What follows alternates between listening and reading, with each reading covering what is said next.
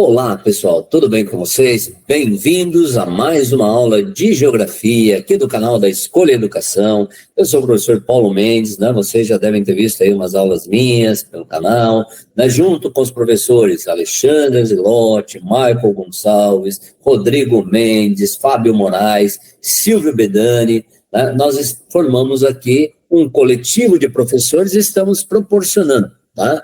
Um conteúdo da nossa área de formação, no meu caso, geografia, matemática, física, sociologia, filosofia e história dos meus colegas, para você que está em busca de conhecimento para tentar fazer o Enem, para fazer o vestibular.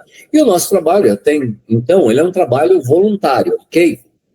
Por isso, antes de começar essa aula sobre os mecanismos de gestão urbana no Brasil, né, eu quero pedir o seu apoio. Como é que você pode nos apoiar? Você pode, né, se inscrever no canal, você pode divulgar esse nosso trabalho para os seus amigos aí, para que mais gente se inscreva e para que o YouTube entenda que nós, né, que aquilo que estamos fazendo, né, precisa chegar a mais pessoas para que elas também possam ter acesso a isso.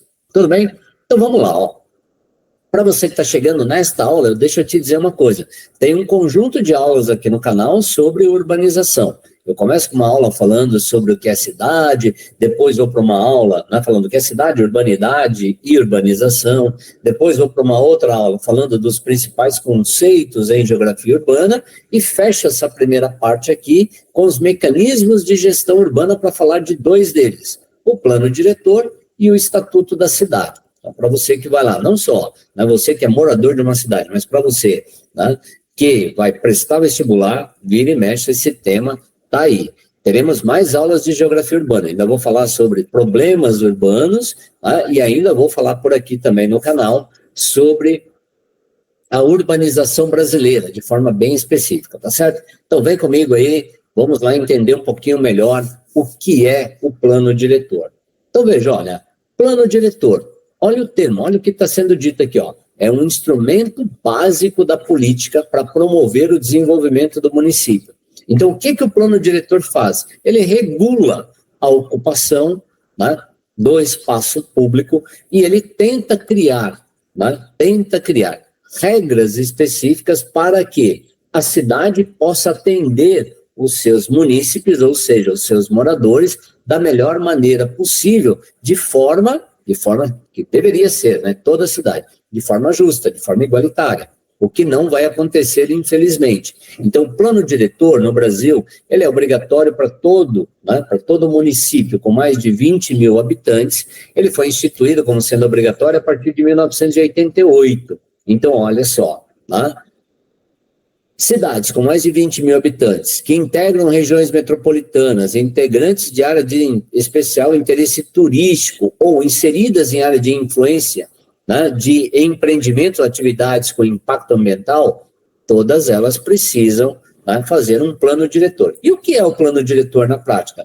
Um conjunto de leis, um conjunto de regras sobre o uso do solo, as construções, a definição do perímetro urbano, a definição do zoneamento, né, aquilo que vai acontecer nos lugares, a definição de um plano e de um sistema viário, né, e principalmente aí as chamadas leis ambientais. Mas você que está aí do outro lado vai falar assim, ué, mas o Brasil não tem um código florestal? Tem. Né? O município ele pode criar algo que vá ferir o código florestal? Não. Mas o município, né, é onde a coisa acontece. E principalmente nas cidades, o que nós vamos ter? As especificidades, ok? Então, eu vou dar um exemplo simples, já logo de arrancada.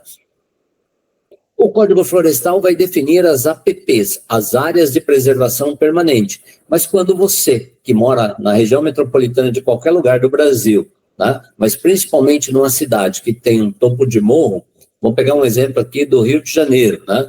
Nós todos, quando observamos o espaço geográfico do Rio de Janeiro, nós percebemos que tem várias áreas com elevada inclinação que não deveriam ter edificações e que estão edificadas. Então, a lei não permitia aquilo. Aí você precisa regular, né? Você precisa criar mecanismos para que se possa fazer ali algo que vai impedir, né, os dois grandes problemas ou catástrofes naturais de que nós temos no Brasil, que é o caso, por exemplo, do deslizamento de encosta, né, e a questão no caso específico das várzeas, das enchentes. Mas essa é uma outra situação, depois a gente vai falar um pouco disso. Então, ó, o que faz o plano diretor? Ele tenta regular esse conjunto, né, de situações. O plano diretor ele é voltado para pensar a cidade a longo prazo, no caso, por exemplo, em torno de 20 anos. E aí você tem o quê? Com o plano diretor, esta cidade ela vai ficar menos à mercê, menos influenciada pela vontade individual de alguém que vem administrá-la. Então, se eu for prefeito da cidade, eu não vou conseguir fazer aquilo que está na minha cabeça. Eu vou ter que olhar o plano diretor, verificar o que o plano diretor está dizendo que eu posso ou não fazer, tá certo? E isso vai dando ao munícipe, ao cidadão, condições de participar mais das discussões e das ações voltadas para garantir a ele, cidadão, melhor condição de vida.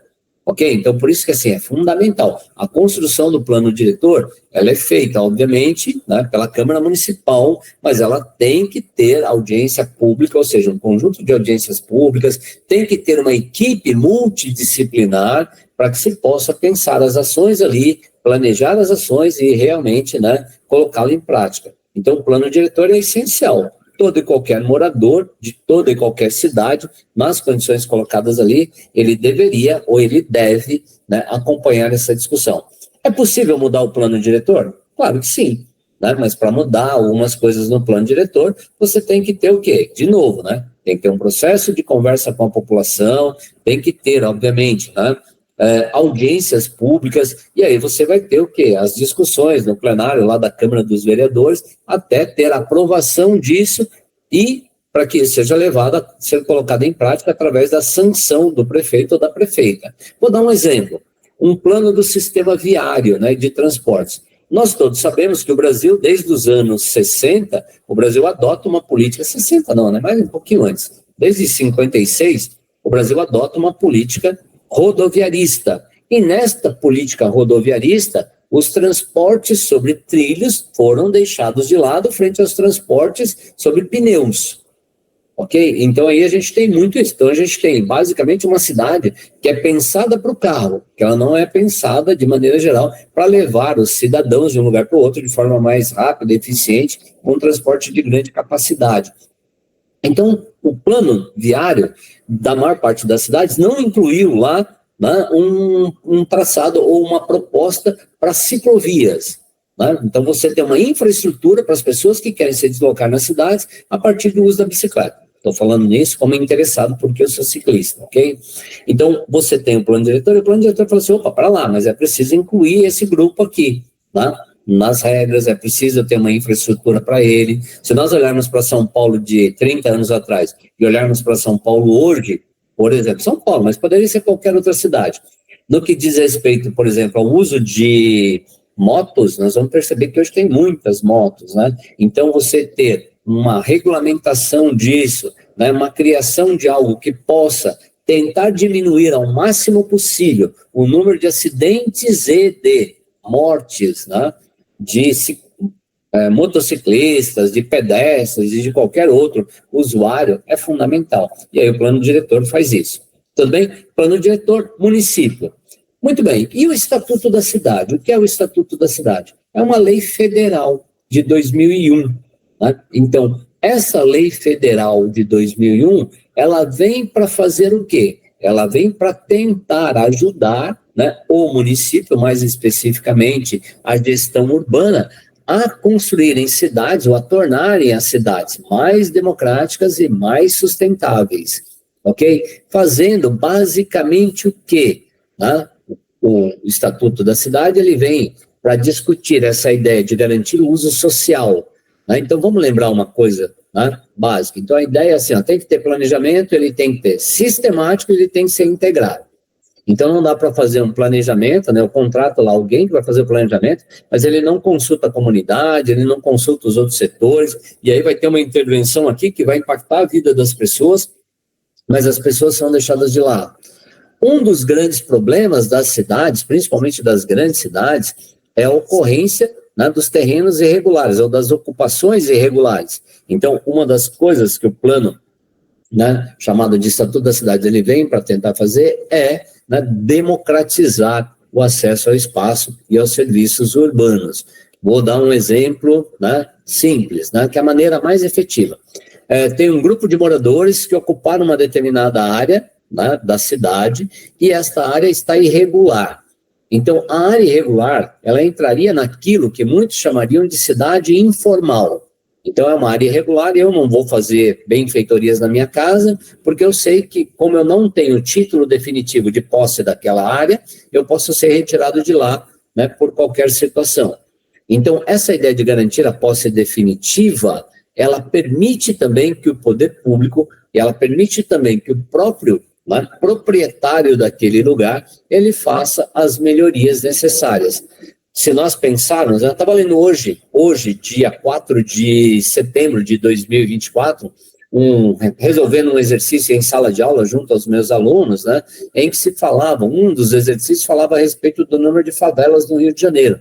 E o exercício lá, que era um exercício da Unesp, ele falava a respeito de 1.018, né, núcleos de favelas no Rio de Janeiro. E pergunta lá, né, a pergunta era, por que aumentou, né? Por que tem um aumento do número de favelas no Rio de Janeiro a partir de um determinado período? Mas vamos pegar lá, assim, uma área de favela.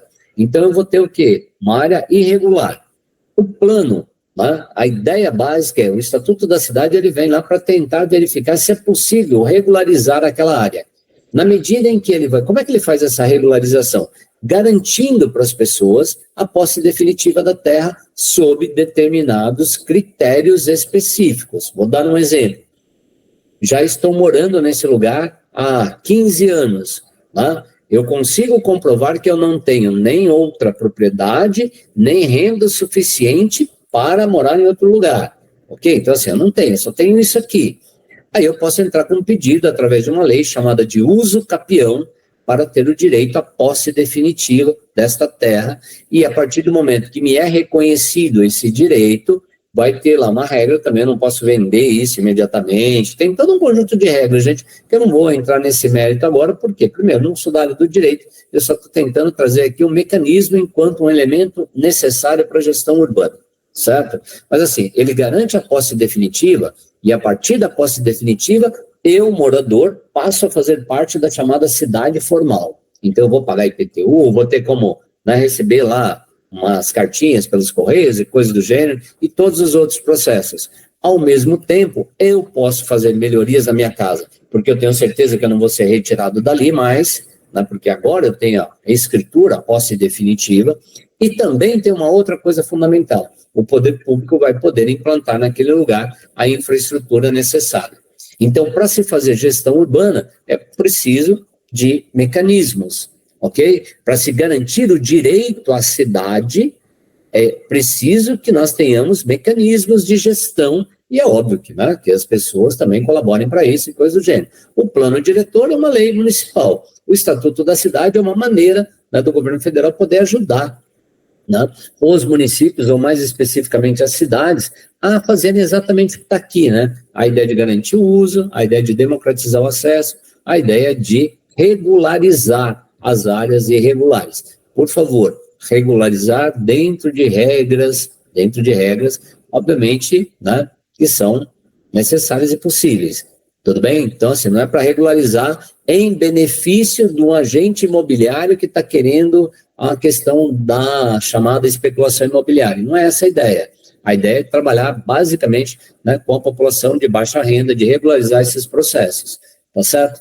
Bom, dito isso, finalizei, né, essa questão dos mecanismos de gestão. Então, se você tem dúvidas, por favor, escreve aí no comentário da aula, que eu vou ter prazer em te responder. Né, você que está chegando, você que está fazendo todo esse processo de preparação, né, para os vestibulares, que quer entender melhor a lógica urbana, né, te desejo aí ótimos estudos, sigamos em frente, estamos juntos. Muito obrigado. Não esquece de dar o seu like, não esquece de divulgar essa aula aí para os seus amigos. Muito obrigado daqui. Nós da Escolha Educação estamos felizes com a sua participação conosco. Até mais, tchau, tchau.